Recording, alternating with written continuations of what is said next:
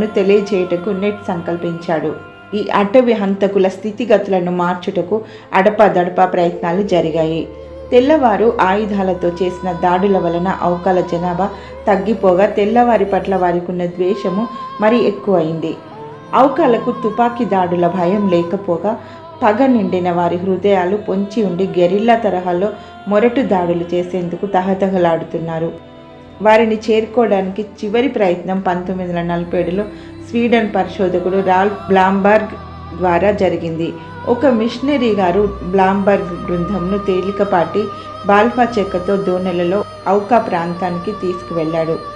ప్రవాహము వారి దోణెలను నడి ఒడ్డుకు నెట్టినప్పుడు సమీపంలో పొంచి ఉన్న ఔకాలు అకస్మాత్తుగా తమ బల్లెములతో వారి మీద విరుచుకుపడ్డారు. వెంటనే వారిలో ఉన్న ఆటవిక పరిచారకుడు ఒక తుపాకీతో కాల్పులు జరుపుతూ నీళ్లలోకి దూకగా మిషనరీ గారితో పాటు అందరూ అతను వెనుక నీళ్లలో దూకి మునిగి ఈత కొట్టుకుంటూ స్వల్ప గాయాలతో తప్పించుకున్నారు. వీటన్నిటినీ తలుచుకుంటూ సాహస మిషనరీలైన నెట్ సెయింట్, ఎడ్ మెకెల్లీ, జిమ్ ఎలియాట్లు పైపర్ విమానంలో వర్షారణ్యం యొక్క పచ్చని సముద్రంలో అవకాల నివాసాల కొరకు అన్వేషించడం ప్రారంభించారు. తొలుత తమ అన్వేషణను నుషీనో నది వెంబడి ఆరంభించారు. కానీ అవకాల నివాసాలు కనబడలేదు. తర్వాత నుషీనో, క్యూరారేల వెంబటి కొన్ని దినాలు వెతికి పిమ్మట ఆ నదులకు అడ్డంగా అటు ఇటు తిరగాలని నిశ్చయించుకున్నారు.